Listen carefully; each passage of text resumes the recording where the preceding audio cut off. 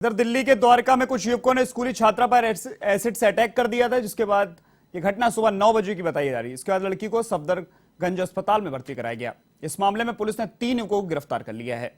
Police के मुताबिक छात्रा की उम्र 17 वर्ष है। वह अपनी छोटी बहन के साथ सड़क पर खड़ी हुई थी, तभी बाइक सवार युवकों ने उस पर एसिड फेंक दिया।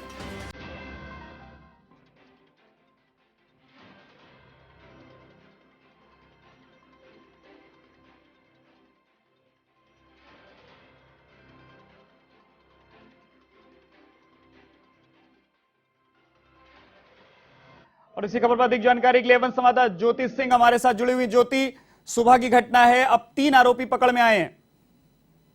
बिल्कुल ऋषभ, देखिए दिल्ली के द्वारका में जो स्कूली छात्रा पर एसिड फेंकने का जो केस सुबह सामने आया था कि करीब सुबह सुबह जब बच्ची अपने स्कूल जा रही थी अपनी छोटी बहन के साथ, तब बाइक पर 2 सवार युवक आते हैं और उस बच्ची के ऊपर एसिड अटैक कर देते हैं। और ऐसे में देखिए पुलिस को एक जो बड़ी गिरफ्तारी है जो की है, क्योंकि जो इस एसिड अटैक का जो मुख्य आरोपी था, जो सुबह से गायब बताया जा रहा था, जिसे दिल्ली पुलिस ढूंढने में लगी हुई थी, अब दिल्ली पुलिस ने उस मुख्य आरोपी की गिरफ्तारी कर ली। और देखिए पूरे मामले में दिल्ली पुलिस ने 3 आरोपियों को देर शाम गिरफ्तार कर लिया है। और देखिए जो मुख्य आरोपी था, जिसने, क्योंकि जो सीसीटीवी फुटेज सामने निकल के आ रही है, जिसमें साफ तौर पे देखा जा सकता है कि उस सीसीटीवी फुटेज में दोनों जो आरोपी हैं वो अपने चेहरे को कवर करके आते हैं और फिर जो बच्ची है, जो 12वीं छात्रा की बच्ची है, उस अब अपनी छोटी बहन के साथ जब वो जा रही होती है स्कूल की तरफ, तो उस रास्ते पर वो उसके ऊपर तेजाब फेंक देते हैं। और ऐसे में देखिए ये जो मुख्य आरोपी था, जो सुबह से ही दिल्ली पुलिस को गुमराह करते हुए दिखाई दे रहा था। और देखिए जैसे कि दिल्ली पुलिस ने बताया है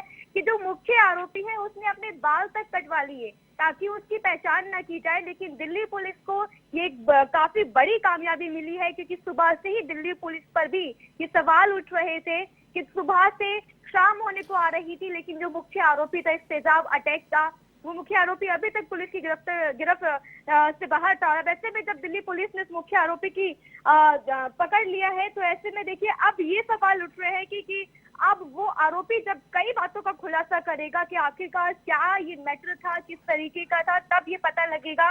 वहीं देखिए बहन ने भी जो पीड़िता है, उसकी बहन ने भी आरोपियों की पहचान कर ली है, क्योंकि समय के वारदात के समय की हम बात करें तो पीड़िता के साथ जो मौजूद थी उसकी छोटी बहन सीसीटीवी फुटेज के आधार पर आरोपी की पहचान की थी। और उसने बताया था कि जब वो दोनों ज्योति, 3 आरोपी पकड़े गए, मुख्य आरोपी भी पकड़ में आ गया है। इसका कारण क्या पता चल कर आया है कि क्या ये एक तरफा प्यार का कारण था या कुछ और कारण निकल कर आया जो उसने एसिड फेंका है?